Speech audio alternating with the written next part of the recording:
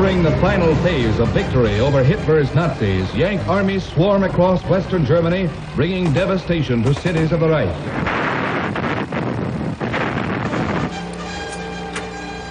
From all sides, Allied might crushes in on the remains of the Wehrmacht, bringing home the horrors of war to the German people as they have never experienced it before.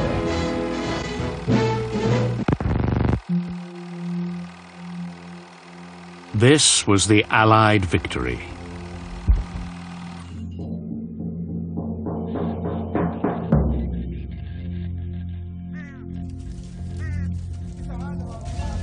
But if you were German, it was a terrible defeat.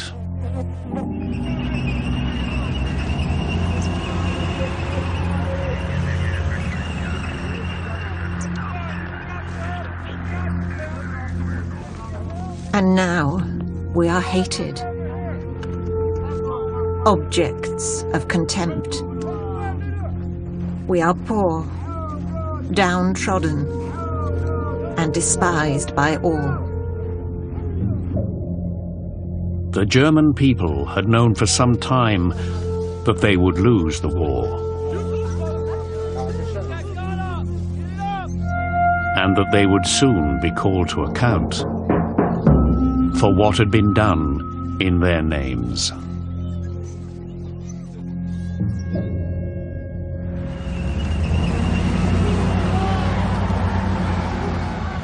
My fingers are shaking as I write this. Everyone is now turning their backs on Adolf. No one was ever a supporter. Everyone was persecuted and no one denounced anyone else. What about me? I was there. I breathed what was in the air. It affected all of us.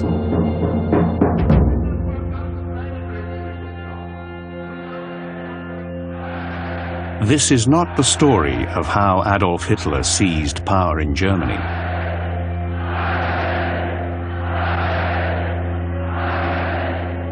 This is the story of how and why the German people gave it to him.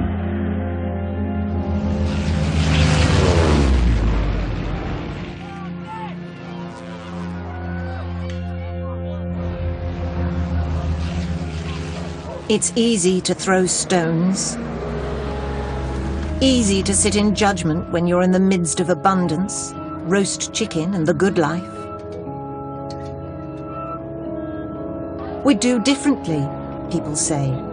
We would long since have shaken off the dictatorship of Nazi terror. Would they really have? Some of what you'll see has never been shown on television before, and some of it still cannot be shown in Germany even today. These are the words and films of ordinary Germans. This is the rise of the Third Reich.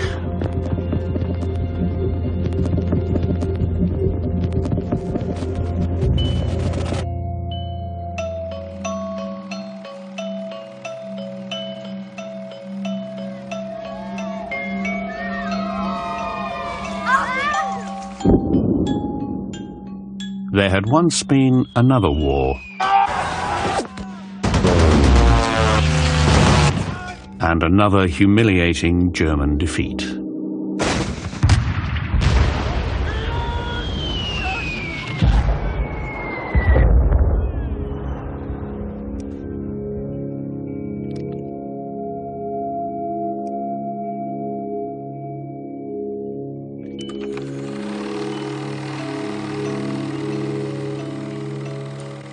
The end of the war meant husbands restored to wives, and life restored to men. But there was no sense of joy, only defeat, anxiety, senseless gunfights, confusion.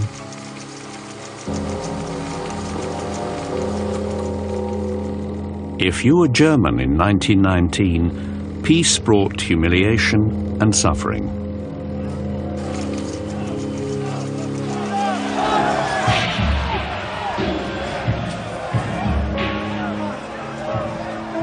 enforced democracy resulted in chaos.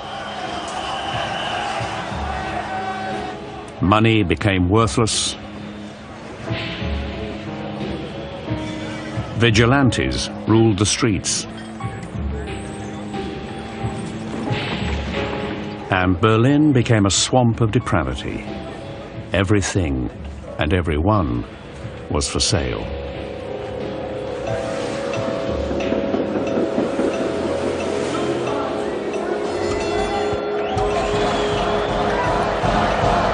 The atmosphere has become revolutionary,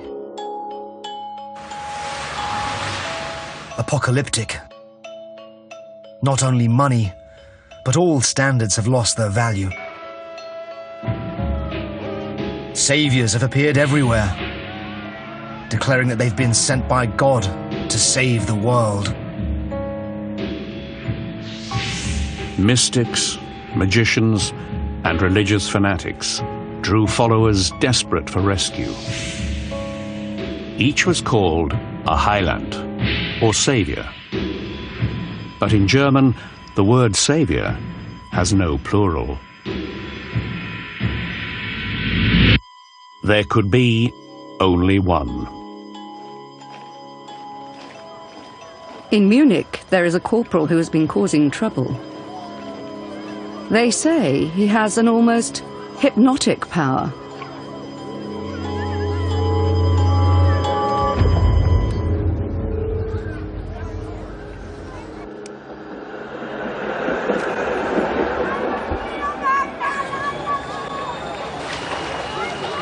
The 2nd of September, 1923.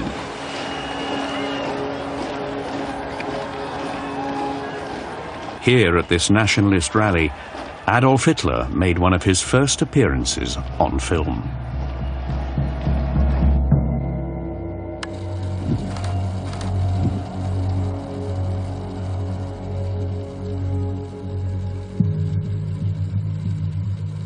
They say he puts up signs at his meetings saying, "No entry for Jews." But he has the most persuasive line about German honor and rights for the workers and a new society. And whether you like him or not, he certainly knows what he wants.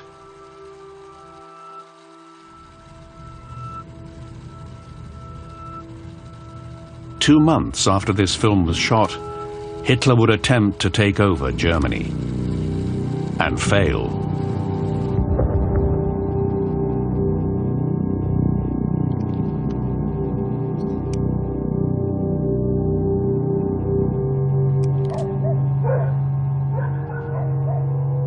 Overnight, Hitler became a national figure. To some, he was magnetic. To others, absurd. The Munich Saviour filled the headlines with a ridiculous attempt to stage a revolution in a beer cellar. In fact, the revolutionaries had been dispersed by police fire as they left the cellar. And that was the end of the matter. But it wasn't the end.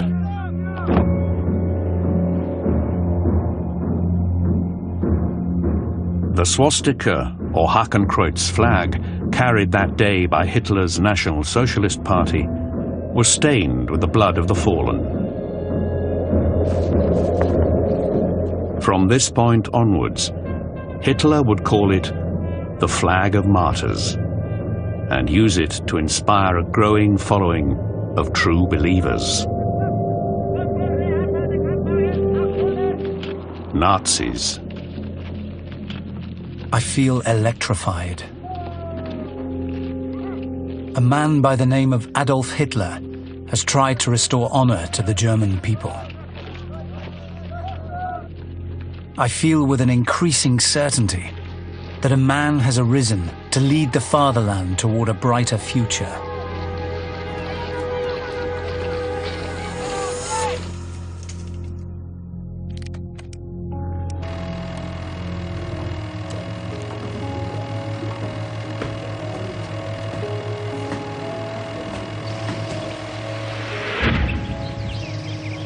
Here in Buckerberg, in northern central Germany, amateur filmmaker Adolf von Hinüber shot this film with his 9.5mm camera.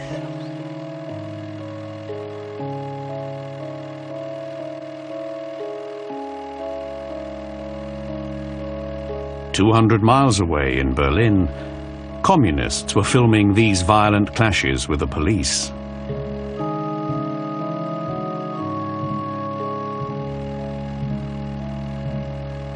But if you were a loyal follower of Adolf Hitler, you would have been here. It was the 2nd of August, 1929. And the National Socialists were filming their third-party rally, the first here in Nuremberg. Und dafür ein!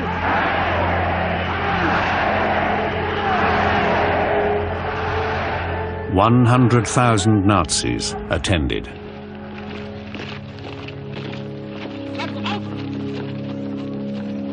Suddenly, Adolf Hitler appears. He goes to each man, shaking his hand. There are things one cannot explain, cannot describe. I never stop thinking of him. Sometimes he meets us in our dreams.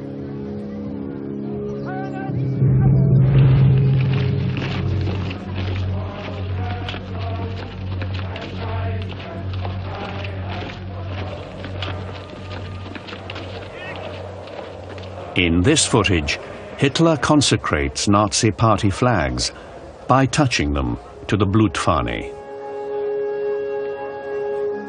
the blood-stained swastika of his failed revolution. His followers were dazzled.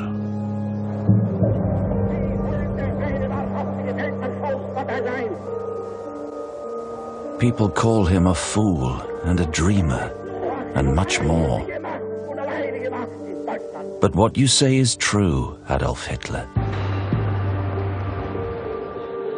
It is critical to our nation's history that we introduce over 65 million people to the ideas of National Socialism.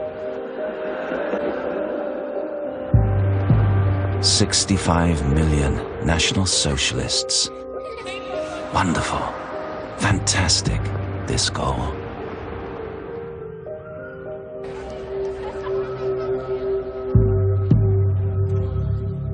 Most Germans still thought of Hitler as too radical, if they thought of him at all. But in less than 3 months, Wall Street would crash and take the German economy down with it. And within a year, the Nazis would be one of the largest political parties in Germany.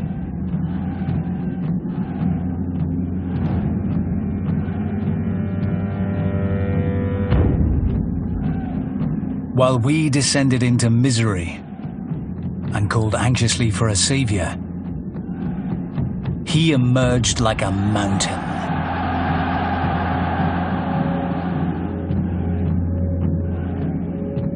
Columns march, drums beat,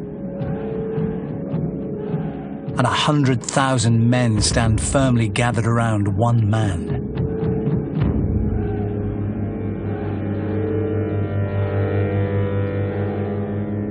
Now build up your people, O Master. A new great fatherland awaits.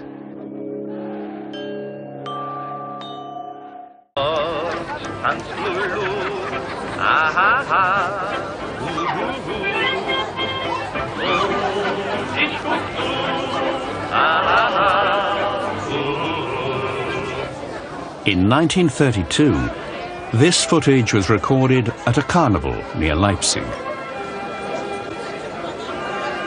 Filmmaker Walter Lenger brought along his 16mm camera and the girl he would marry.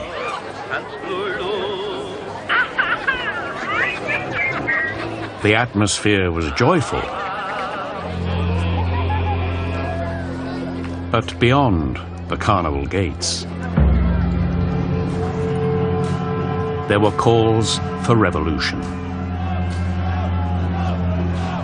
If you were German and you wanted change, there were two real options. Either you joined the growing number of communists, or like Walter Lenger, you joined the Nazi Party.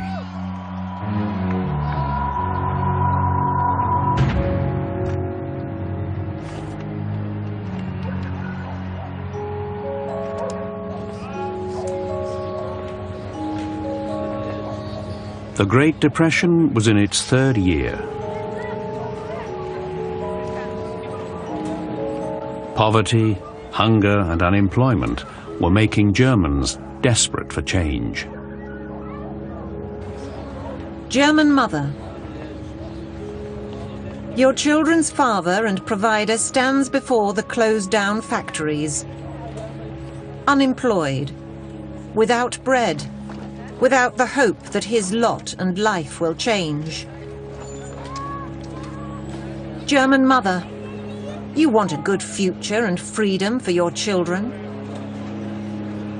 This is why you will vote on the 13th of March for Adolf Hitler.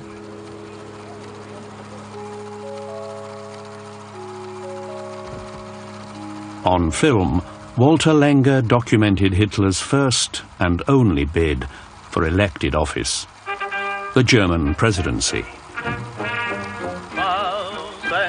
Mädchen sind wunderschön für Lulu, lass sich alle stehen, wenn sie kommt, sagt jeder voll Leidenschaft, fabelhaft.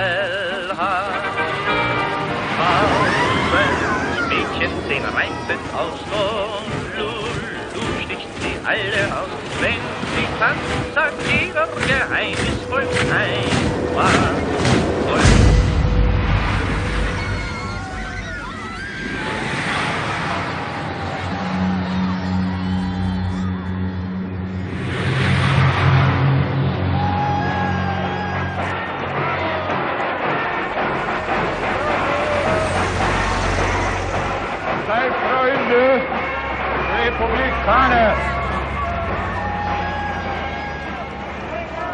Der Tag der Entscheidung naht. Hitler. Was diese Bewegung nicht zur Geltung in Deutschland derart kommt, dass sie die politische Macht hat.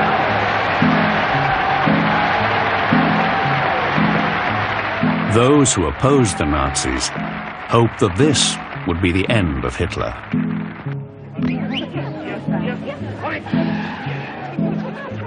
Hitler himself is still rather a handicap for the movement that has gathered around him. Besides, for ordinary Germans, his personal appearance is thoroughly repellent. The epileptic behavior, the wild gesticulations and foaming at the mouth, the alternately shifty and staring eyes. Most of those who have begun to acclaim Hitler would probably avoid asking him for a light if they met him in the street.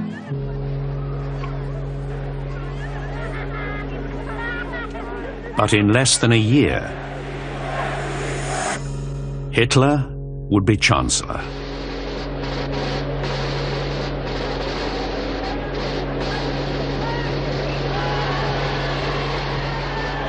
It was the 10th of February, 1933. Sie hören schon an den sich vermehrenden Geräusch, wie die fieberhafte Spannung zu wachsen beginnt. Although they'd never captured more than 37% of the popular vote, the Nazis were by now the largest political party in Germany. And so German leaders reluctantly installed Hitler as Chancellor.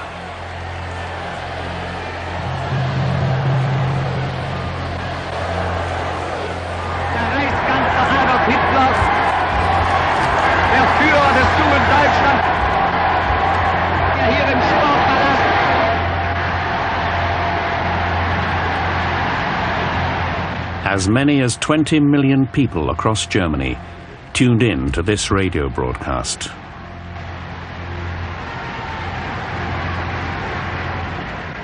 It was Hitler's largest audience ever.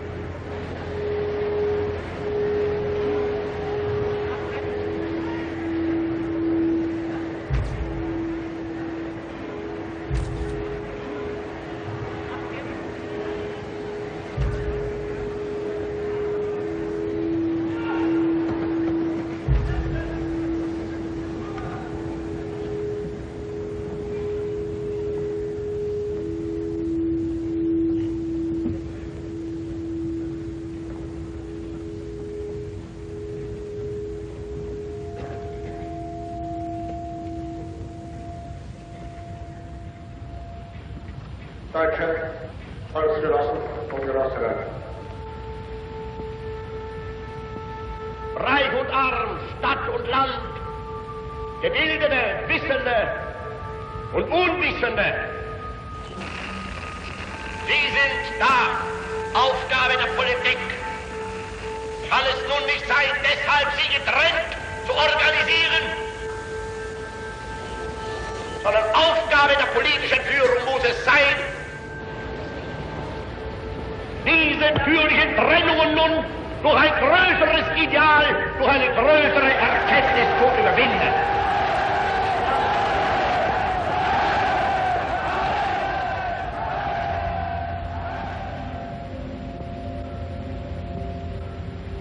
In uns selbst allein liegt die Zukunft des deutschen Volkes. Wenn wir selbst unser Volk, unser Vaterland und unser Führer heil!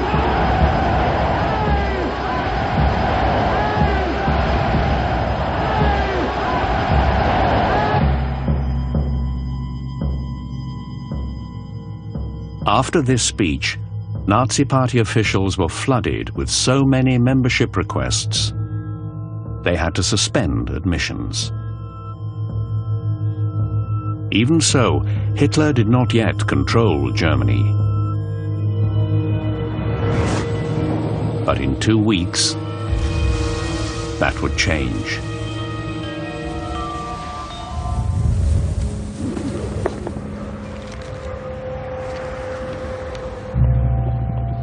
The morning of February the 28th, 1933.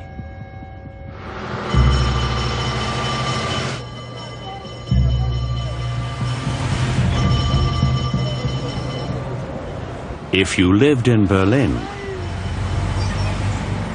you would have woken to this.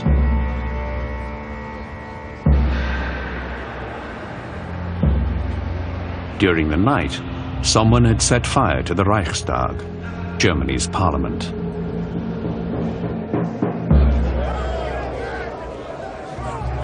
Just now, the revolution has begun in earnest.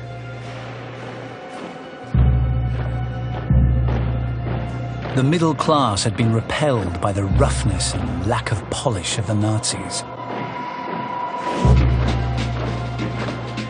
Now, they'd been frightened and won over by the Reichstag fire.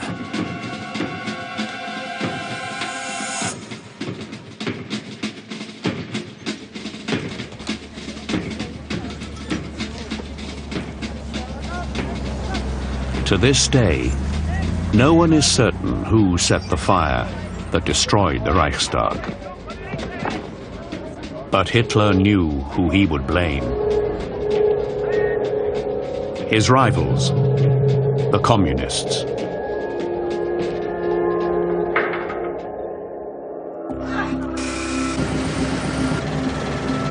The Nazi press claimed that the Reichstag fire was intended as a signal for communist cells across Germany to rise up and revolt.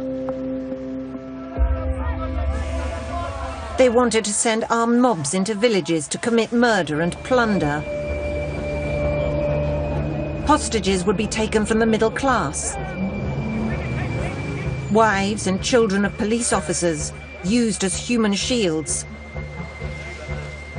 The destruction of all cultural values, just like in Russia.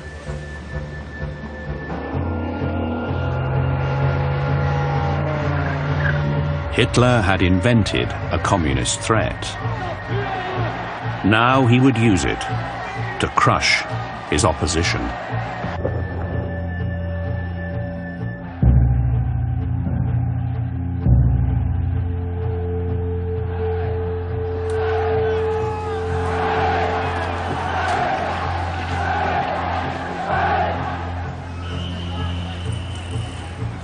The morning after the fire, I discussed these matters with a few friends.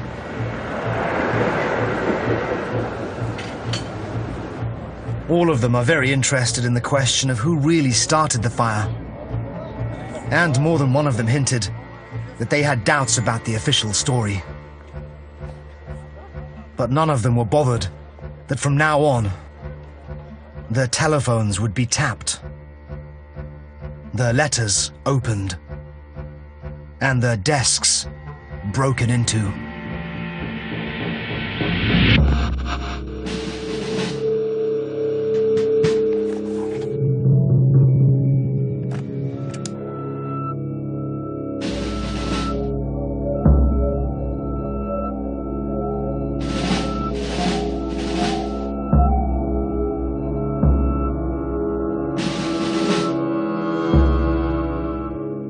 Radical and violent changes were taking place across Germany. And Hitler had justified them all. This ruthless intervention by the government may appear strange, but we must clean up. The communists have to disappear.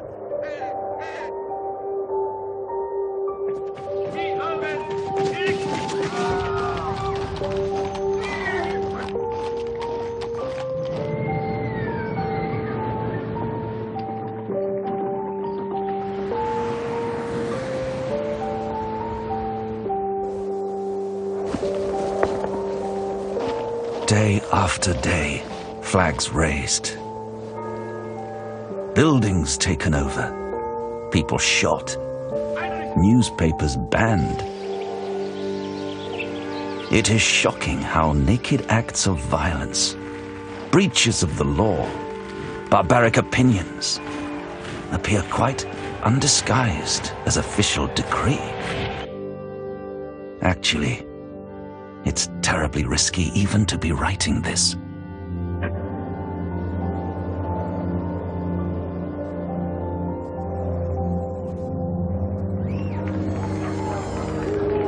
It was the 23rd of March. Most communists were in jail. There was no one left to stop the new Nazi majority in Germany's parliament.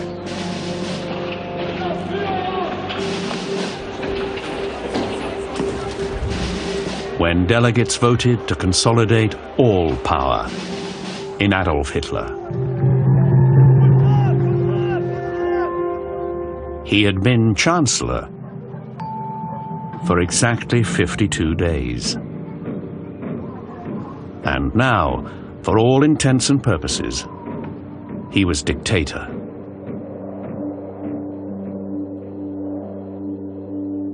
We cry with happiness and joy.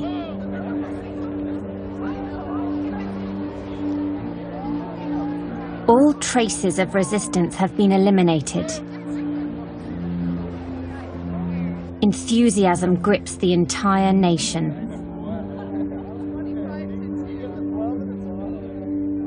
We can barely believe that our beloved Führer stands alone at the helm of the Reich.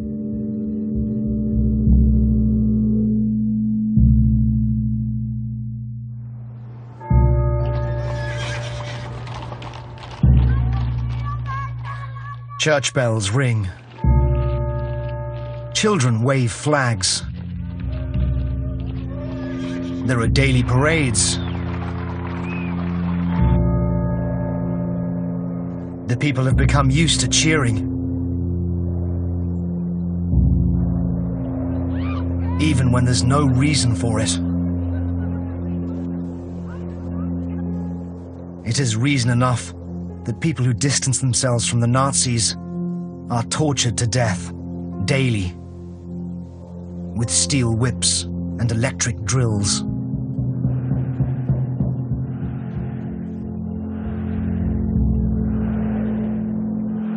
Better to celebrate.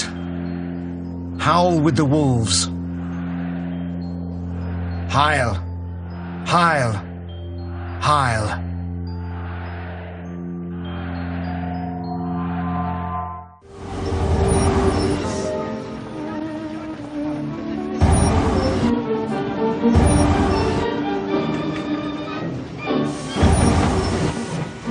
The 28th of March, 1933.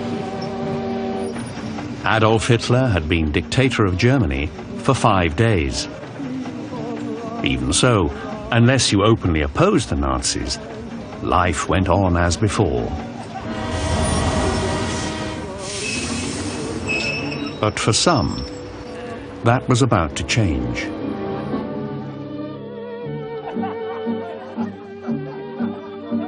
We are having lunch with a law professor and his wife. They are both Jewish. The amazing thing is that this clever, charming woman is not at all opposed to the Nazis.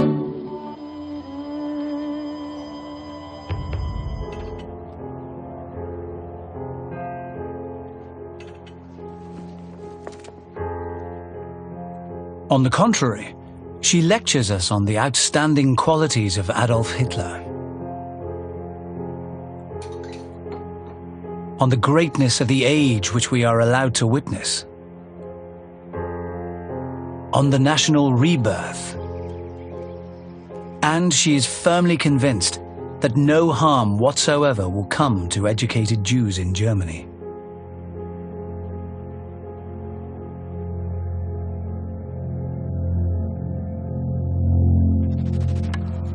Four days after this lunch, Nazi Party member Walter Lenger used his camera to document another pivotal moment in the new Third Reich.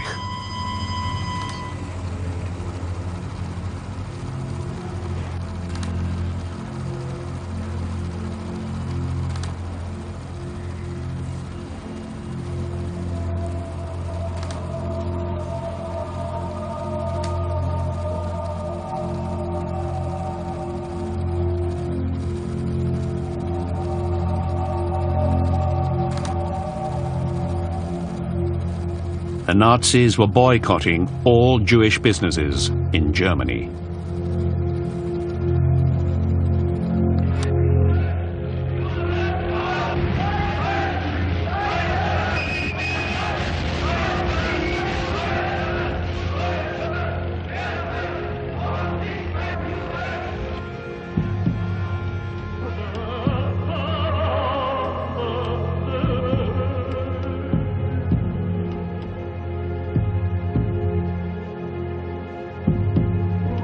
Fewer than 1% of Germans were Jewish. And most Jews saw themselves as German first. Even so, Hitler said the Jews were Germany's misfortune.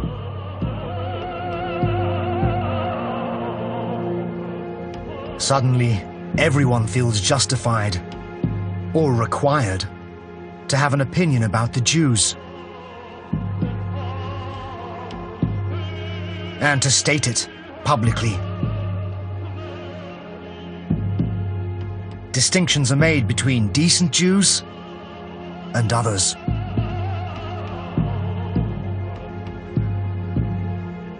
I sympathize with the Jews.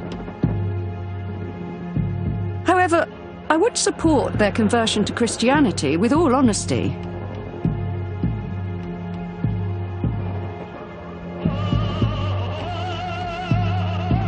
Why do they still lie when they already have the power to do what they like? I want to know that.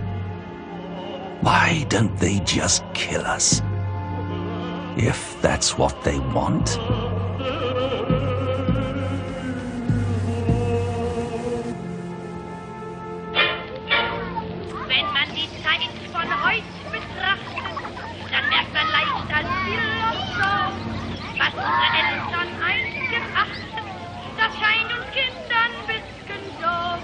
The national revolution has not left children's souls untouched.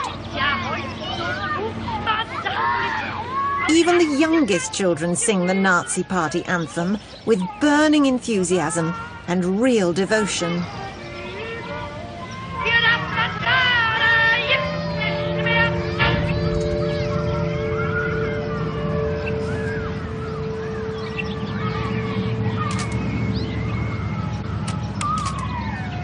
These photographs appeared in a Nazi propaganda publication in April 1933. These boys have invented a new game. A Nazi party headquarters has been built with cloth and sticks.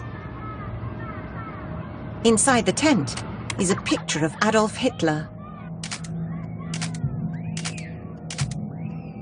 Things get lively when the communist headquarters, made of old rubbish bins, is stormed.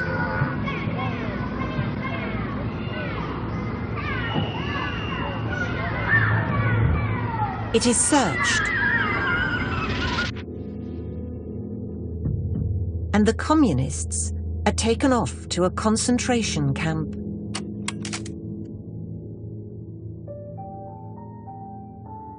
In the evening, the Sandman slips into their quiet dreams, drumming and trumpeting, and they sing attack and triumph. Even young children knew what happened to those who opposed the Nazis. This footage was shot in the spring of 1933 at the Oranienburg concentration camp outside Berlin, where thousands of political prisoners had been sent. It shows an orderly camp where prisoners are treated humanely. But those who were there experienced it very differently.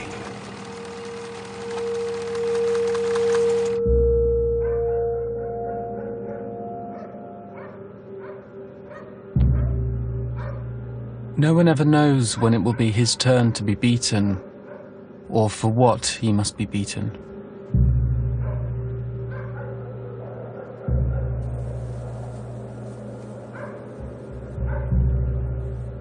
Those who are beaten up in the camp usually do not say a word, because they dare not. But at night, you could hear the groans and sobbing.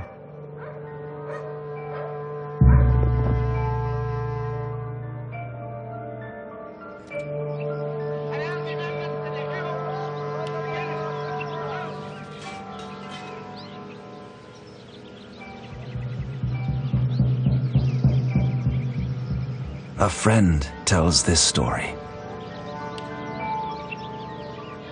A man's garden was dug up. There was supposed to be a machine gun in it.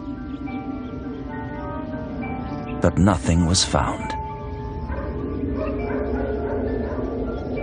To squeeze a confession, they beat him.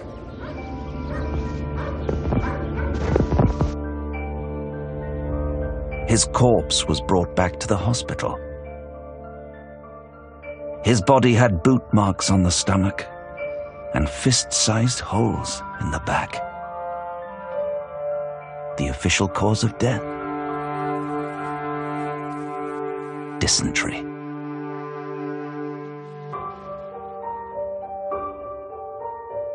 The message was clear. Opposition of any kind would not be tolerated.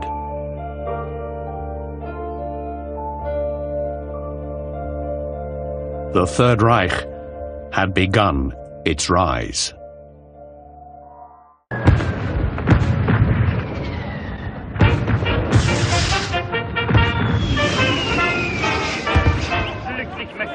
The 1st of January, 1934. The Nazis were ringing in the new year.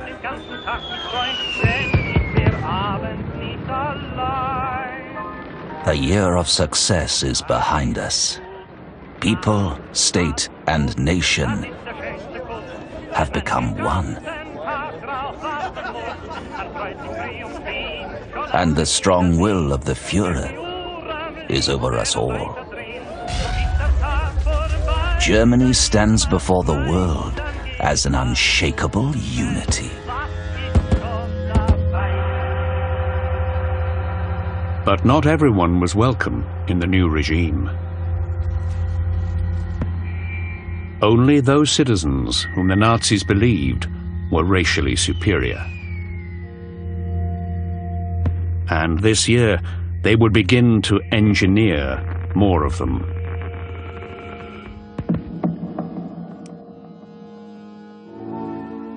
Lieber kleiner Heinebuttje, wo kommst du auf einmal her?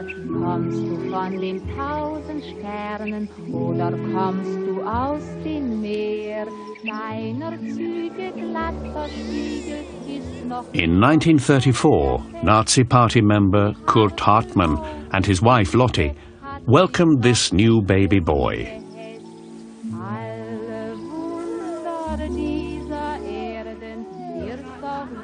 Ulrich Hartmann was lucky that his parents did not suffer from undesirable genetic traits. Because this year, the Nazis would begin surgically preventing those Germans who did from having children.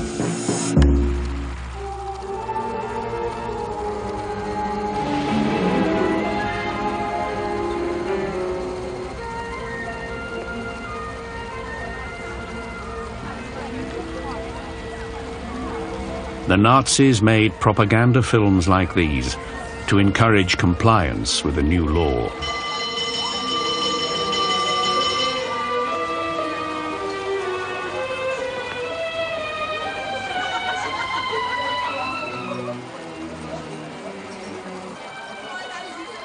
Germans could be forcibly sterilized for anything considered to be a genetic flaw.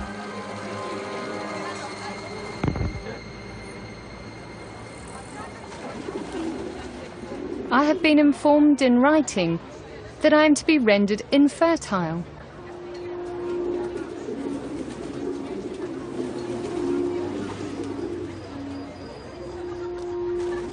I reject this decision.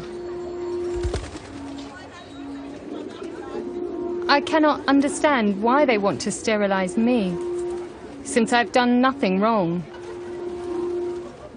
Anyone could have suffered from a nervous breakdown.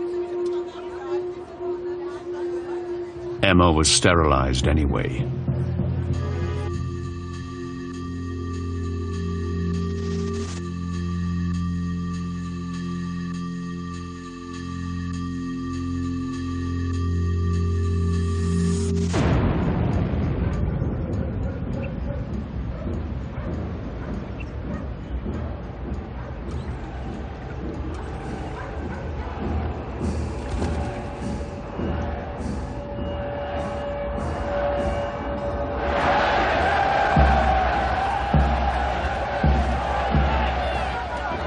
I have noticed in these triumphant Nazi celebrations a new feature I never used to see.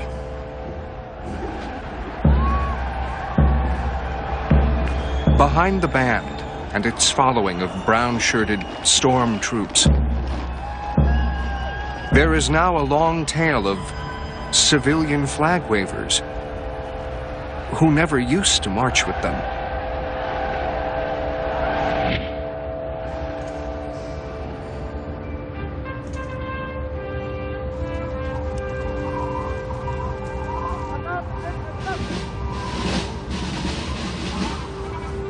The 25th of February 1934. These Nazi loyalists were assembled in Munich for what was billed as the biggest oath-taking in human history. If you knew what was good for you, you joined them. Der Programmverkündung gemeinsam den Schwur der Treue. Ich schwöre Adolf Hitler. Ich schwöre Adolf Hitler. Und unverbrüchliche Treue, unbedingten Gehorsam, Sieg Heil! Sieg Heil! Sieg Heil!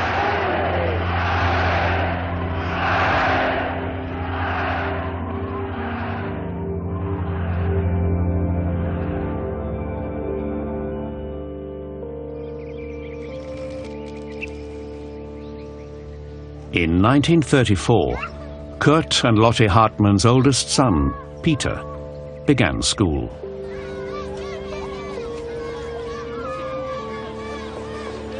Like other German boys, on his first day he learned the now mandatory greeting, Heil Hitler.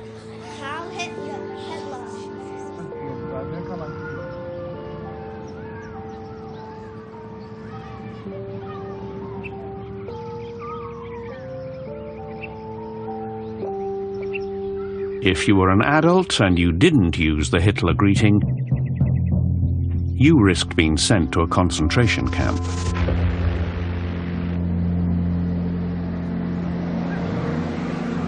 So now, in public at least, it seemed as if everyone was a Nazi.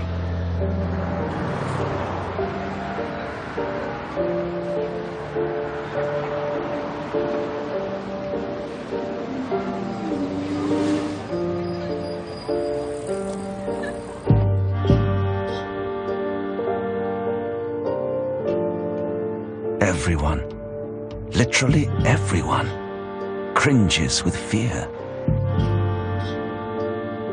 No letter, no telephone conversation. No word on the street is safe anymore. Everyone fears the next person may be an informer.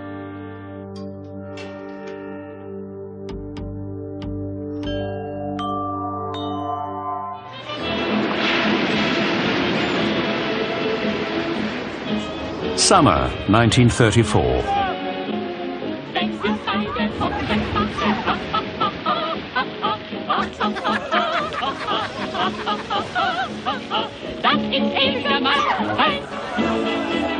Nazi Party member Adolf von Hinüber filmed this footage on the island of Borkum in the North Sea.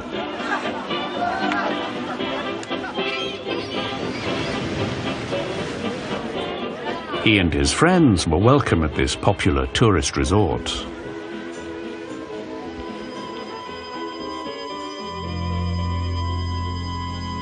But Jews were not.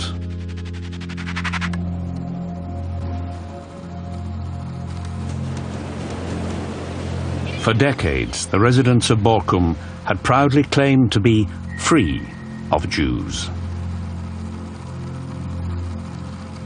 And this year, the Nazis would set that goal for all of Germany.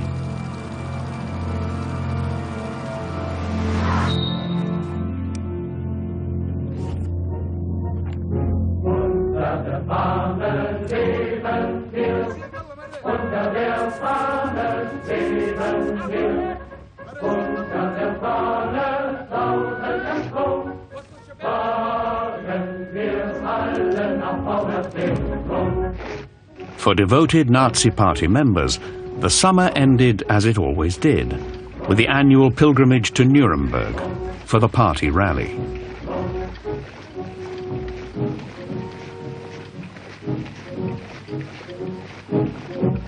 For the faithful, this was the most highly anticipated event on the Nazi calendar.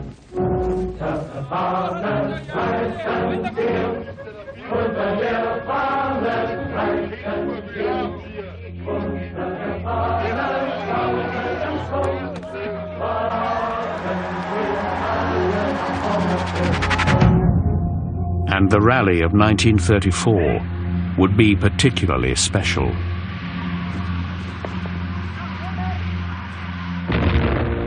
Because this year they would film the most influential piece of Nazi propaganda ever made.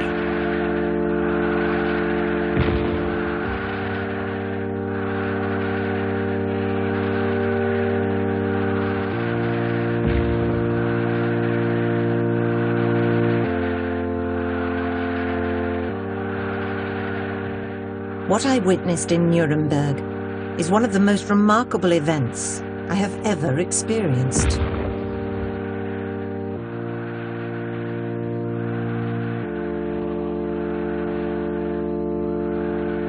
I cannot compare it to anything I've experienced before as an artist. Mein Führer, ich melde 52.000 Arbeitsmänner zum Appell angetreten. Heil, Arbeitsmänner! Heil, mein Führer!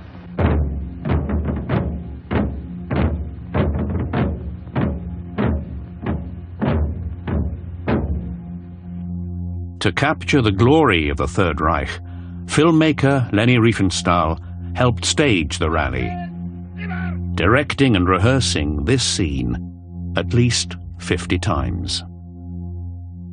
Kamerad, woher stammst du? Aus Friesenland. Und du, Kamerad? Vom Kaiserstuhl. Und du? Von der Donau, vom Rhein. Und von der Saar. Ein Volk, ein Führer, ein Reich, Deutschland. Riefenstahl's film, Triumph of the Will, premiered to worldwide acclaim, winning awards in Germany, Venice, and finally Paris. Within a year of the French award, Adolf Hitler was named Time magazine's Man of the Year.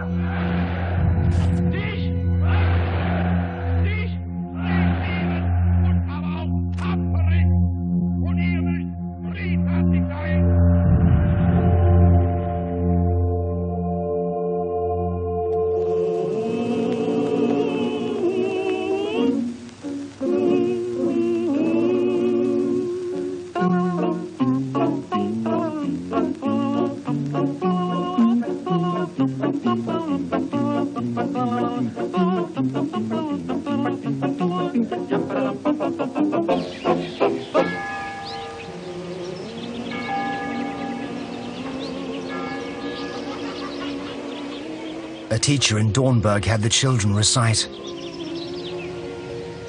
"Jews are sinners. They slaughter Christian children. They cut their throats. The damned Jewish filth." The teacher threatened to punish the children if they would not learn the poem by heart by the following day.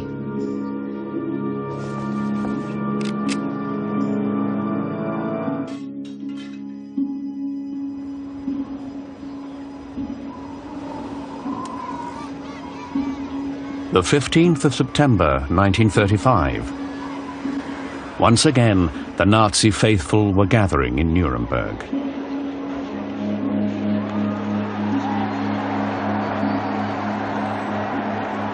In a speech that was broadcast to the nation, Hitler addressed what he called the Jewish problem. Ist der Versuch der Gesetzgebung und Regelung eines Problems, das im Falle des abermaligen Scheiterns dann durch Gesetz zur endgültigen Lösung der nationalsozialistischen Partei übertragen werden müsste. Hinter allen drei Gesetzen steht die Partei und mit ihr und hinter ihr die deutsche Nation.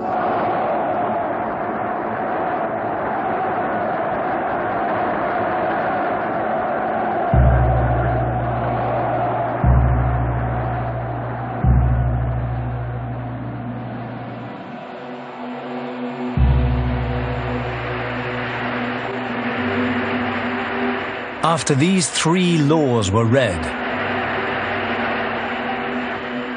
the halls rang with minute-long applause.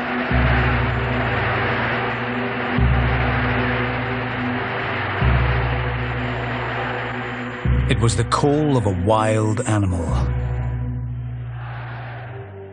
a beast that smells blood.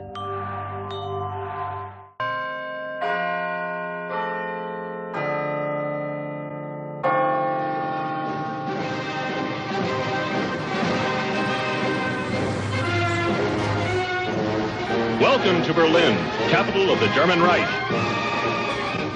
It was the summer of 1936, and the world was coming to Berlin.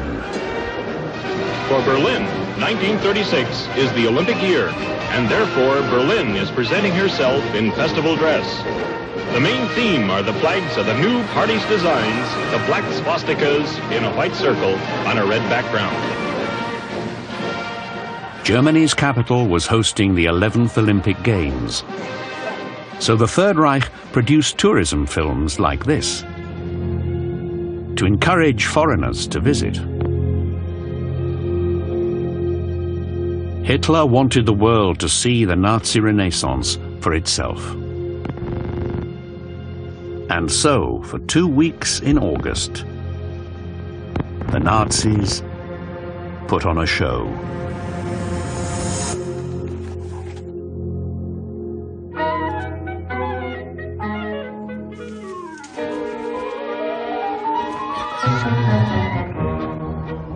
If you were a foreign tourist at the Olympics, the Nazis might have convinced you that Germany was an open and tolerant nation.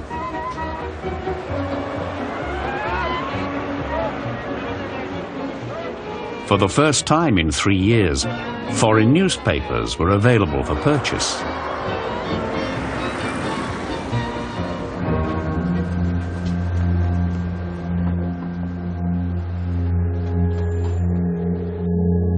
The signs prohibiting Jews from public parks and benches had been taken down.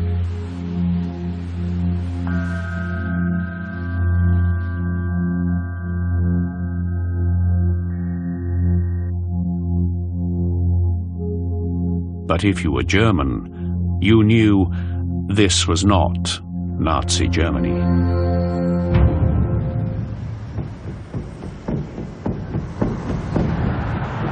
I find the Olympics so odious.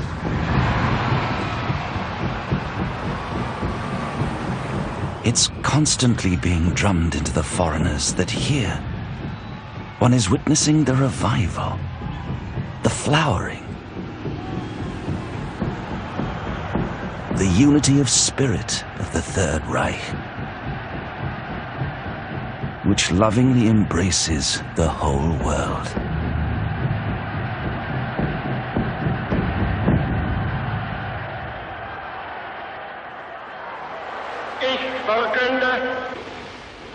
Die Spiele von Berlin zur Feier der 11. Olympiade neuer Zeitrechnung als eröffnet.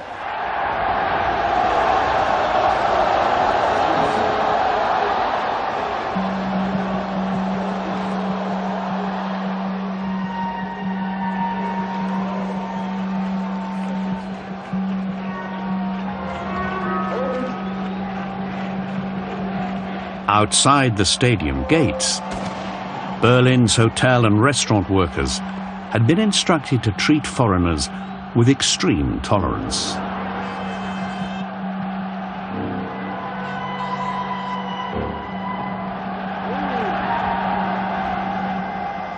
Some African-American athletes commented that they had never been so well treated at home.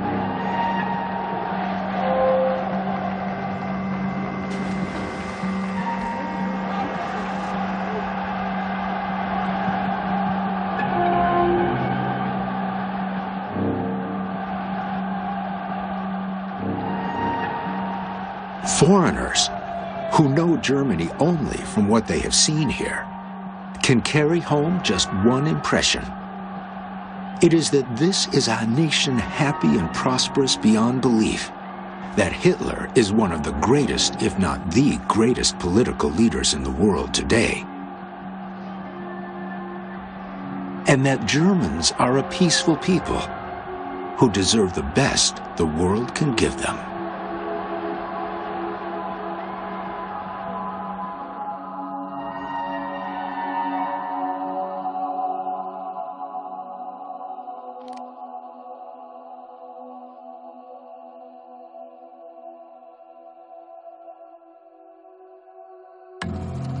When the games ended, the tourists went home. Berlin returned to normal. And Lotte and Kurt Hartmann went home to Brunswick, where they screened their Olympic home movies for sons Ulrich and Peter.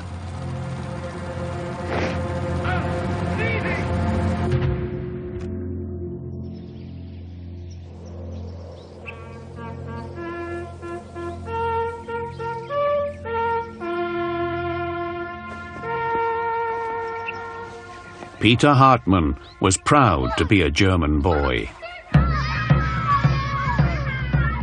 And so he joined the Hitler Youth.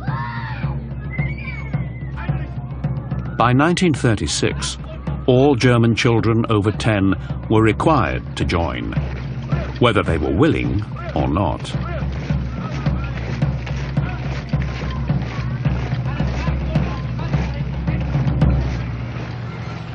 The many thousands of new members were to be presented to Hitler as a gift for his 48th birthday.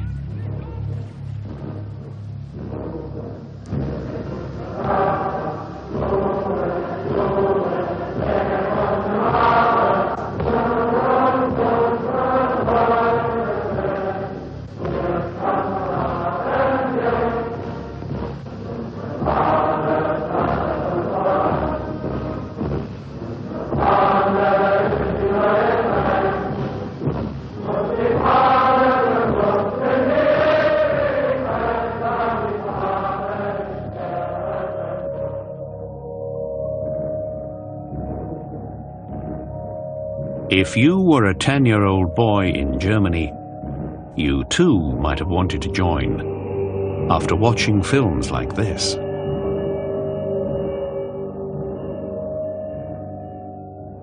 Sag Mutter, ach, wir haben abgekocht, geturnt und geschwommen und gesungen. Ein Lied haben die gesungen, sag ich dir. Und wie ging das noch? Das habe ich doch vergessen. Unsere Warte mal, jetzt habe ich. Unsere Fahne flattert uns voran.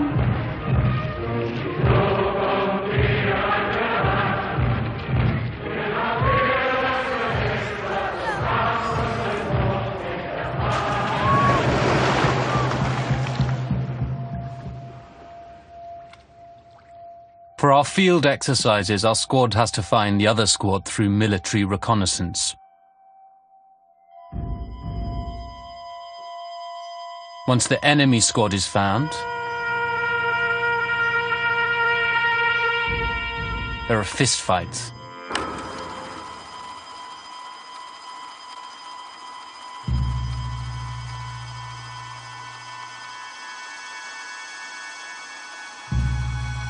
This exercise is supposed to teach us that comradeship, as they call it, is formed in battle.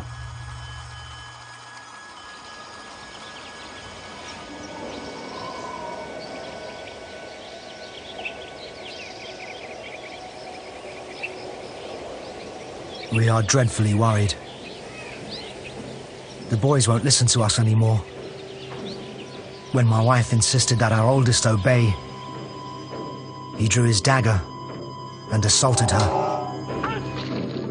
He shouted, "I belong to the Führer first. The family comes second." Within 2 years, nearly 8 million children had taken the Hitler Youth Oath of Allegiance. I swear to devote myself to Adolf Hitler. I am willing and ready to give up my life, so help me God. In the end, many of them would do just that.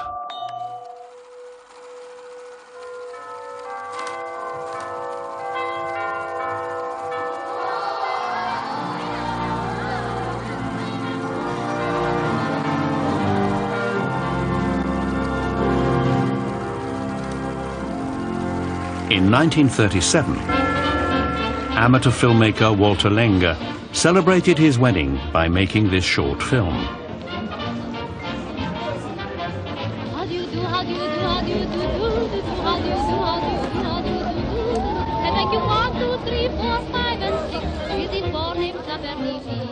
Lenger and his bride were exactly the kind of Germans Hitler wanted more of. Industrious, politically enthusiastic, and most importantly, Aryan.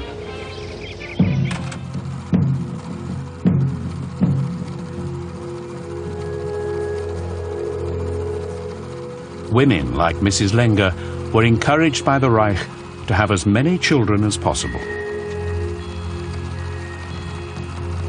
Because if the Third Reich was going to achieve its goals, it didn't just need better Germans, it needed more of them.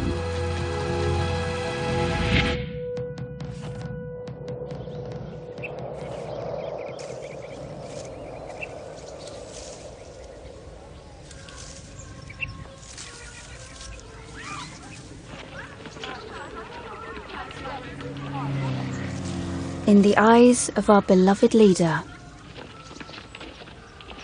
the mother is the most important person in the nation.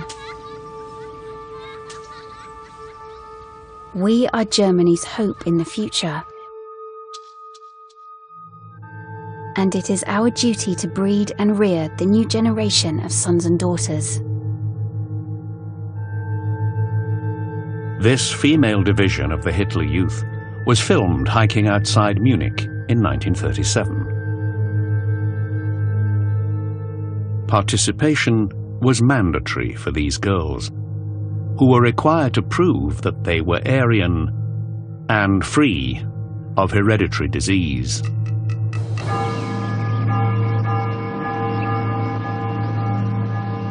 Dear Mother and Father, in our camp there are 48 girls. Near us is a boys' camp. We see the boys very often and mend their clothing, as we spend the evenings with them. A funny thing, of these 48 girls, 35 are pregnant. And still funnier, I'm one of the 35. Upon learning of her daughter's pregnancy, one girl's horrified mother rushed to the camp to investigate and discipline her daughter. The 16-year-old replied hotly that if her mother did not go home and leave her alone, she would report her to the camp leader, who would in turn report the mother to the Gestapo, who would then take action against her for sabotaging German motherhood.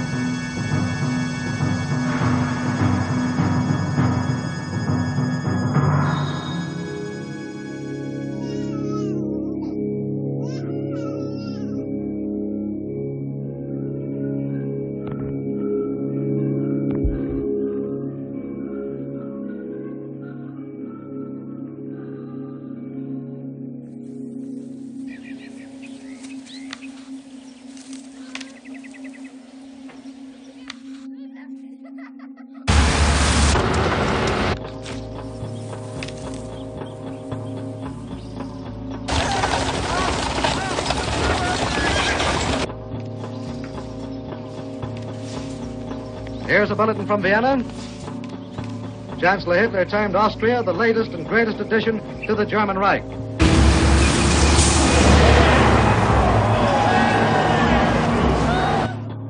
A hysterical roar of cheers today in Vienna. The crowd was described as one of the greatest gatherings ever assembled in the Austrian capital.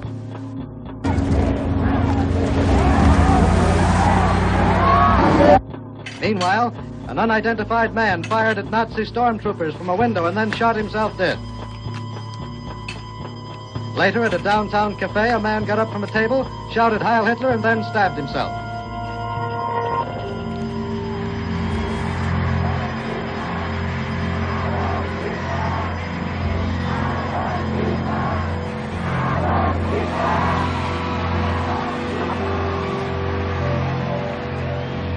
On the 12th of March, 1938, Hitler seized Austria.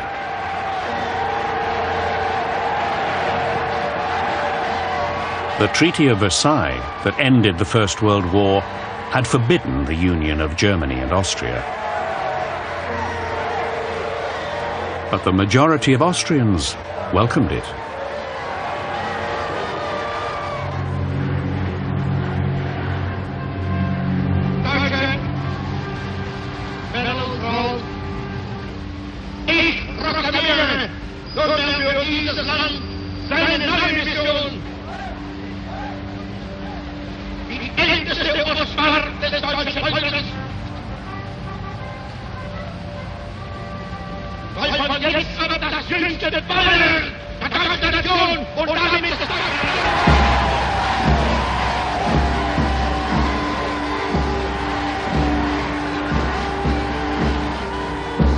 Overnight, the German Empire had added 5 million new citizens.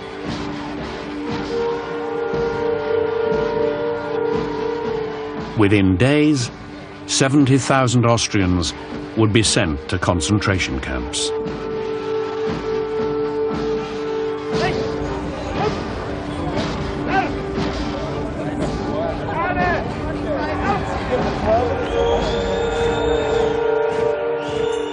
Nazi songs and Nazi salutes everywhere. The city is a sea of swastika flags. When did they manage to sew all these huge swastika flags? When did all our nice neighbours obtain their swastika insignia? What happened?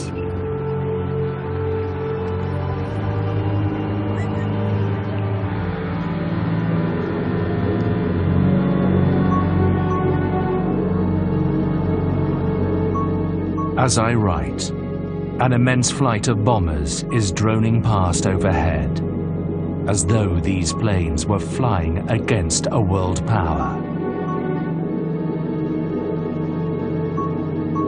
You, up there, I hate you.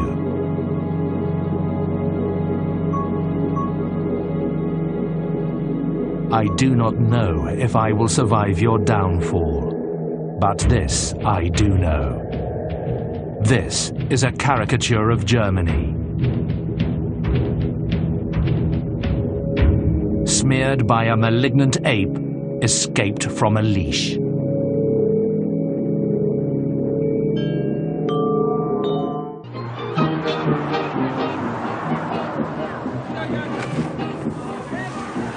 It was the summer of 1938, and celebration was in the air.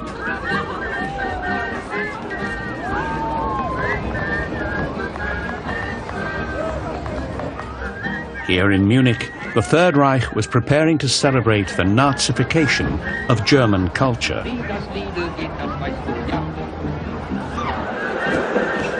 200 miles north, in Leipzig, Walter Lenger and his wife were celebrating their birthdays. He was turning 40, she 30.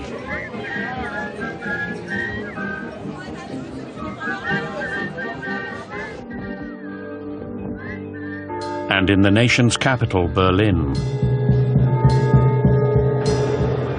Jewish journalist Bella Fromm was also celebrating. When I found myself outside the American consulate, the American visa in my hand, I had to sit down on the stone steps and cry in my grateful happiness. I'm going as soon as I can. I must manage to get out of Germany before it is too late.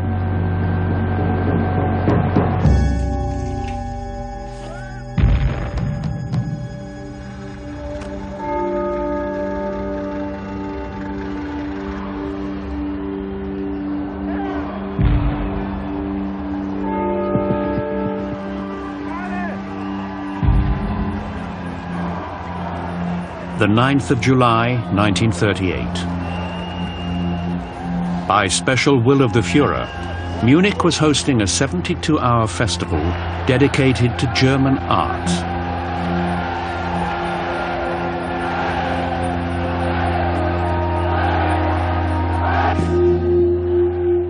If you were one of the many thousands of visitors, you would have seen the ideal Germany. Rendered in paintings and sculptures, all hand-picked by Hitler himself.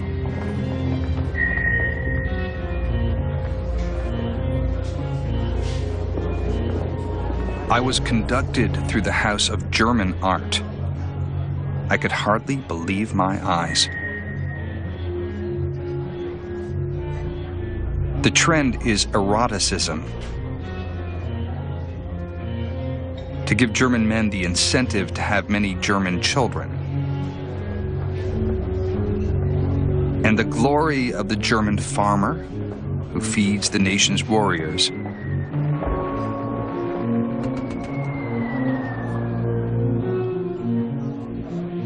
And, of course, heroism in battle.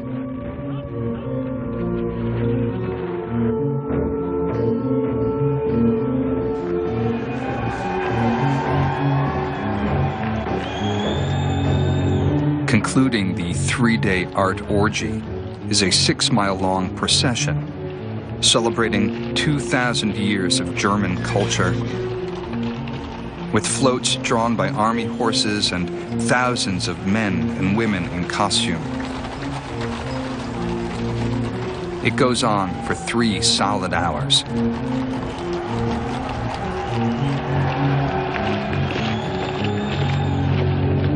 At the end, the symbol of the Third Reich, the sovereign German eagle.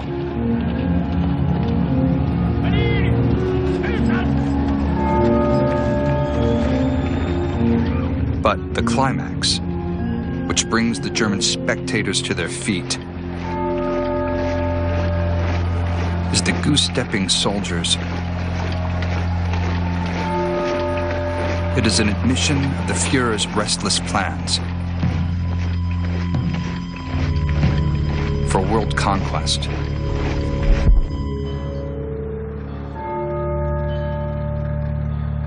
In less than 12 weeks, Hitler would move to invade neighboring Czechoslovakia.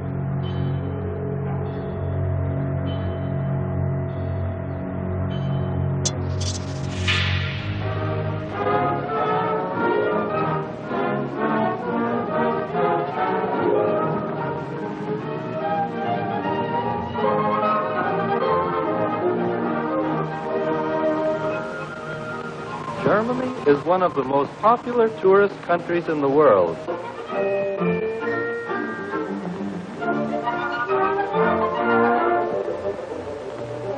The new national travel offices relieve the tourist of the usual travel worries.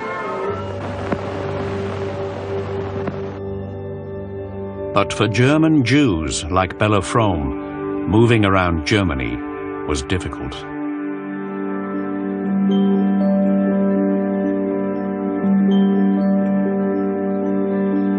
And getting out of the country usually meant giving up everything they had.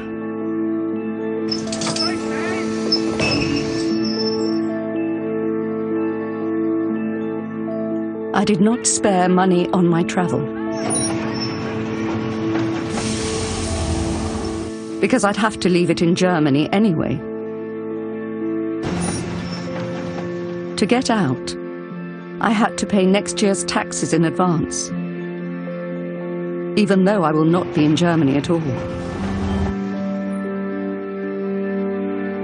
But no price is too much. This is a country to get out of, even if you have to do it naked.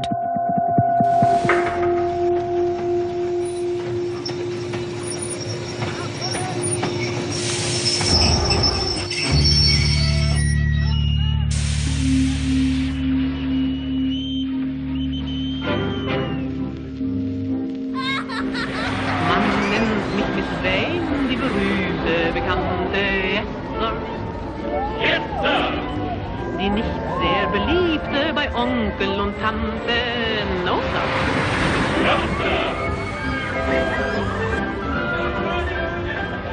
It was the 26th of September 1938, and the annual Oktoberfest in Munich was in full swing.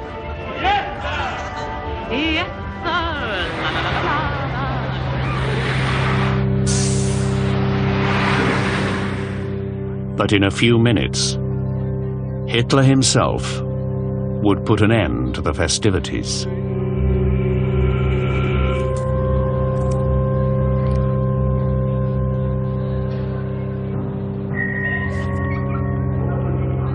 Suddenly, the roller coasters stop.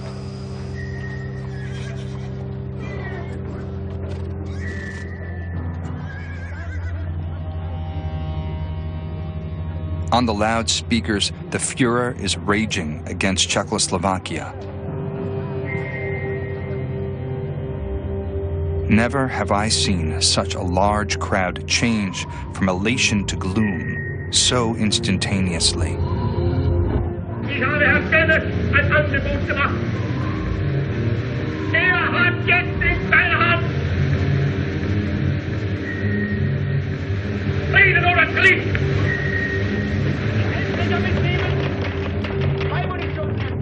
Hitler had demanded that Czechoslovakia cede a large portion of its German-speaking territory, the Sudetenland, to the Third Reich.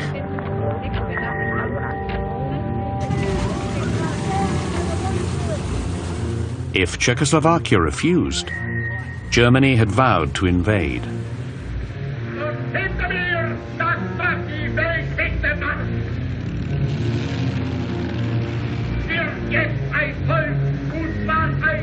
Als das vom Jahr 1908.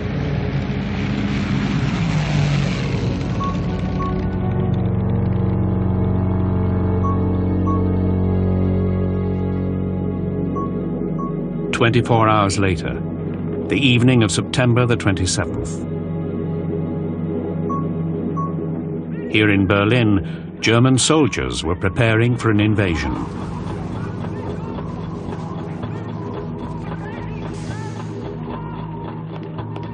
In only a few hours, they would roll to the Czechoslovakian border.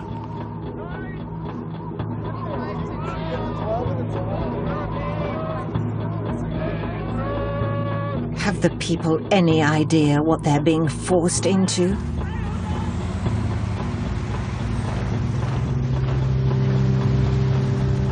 No, I don't want any part of it. We want peace, and tomorrow there will be war.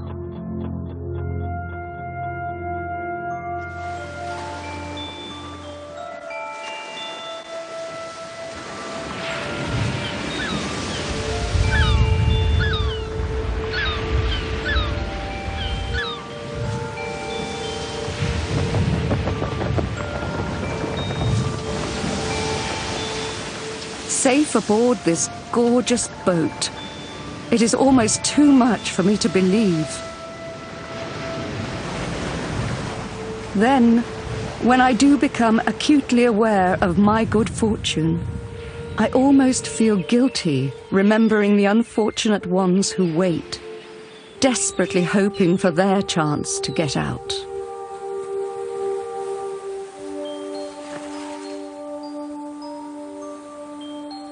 On the very day Bella Fromm sailed for America, this baby girl was born in the town of Halberstadt, outside Berlin.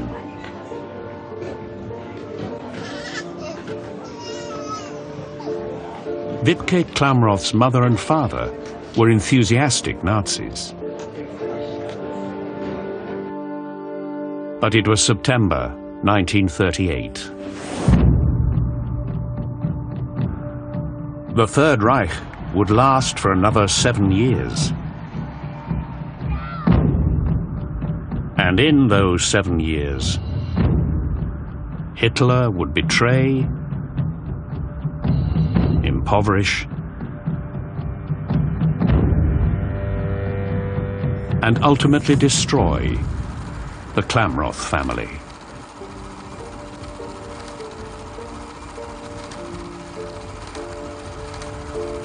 along with the rest of Germany.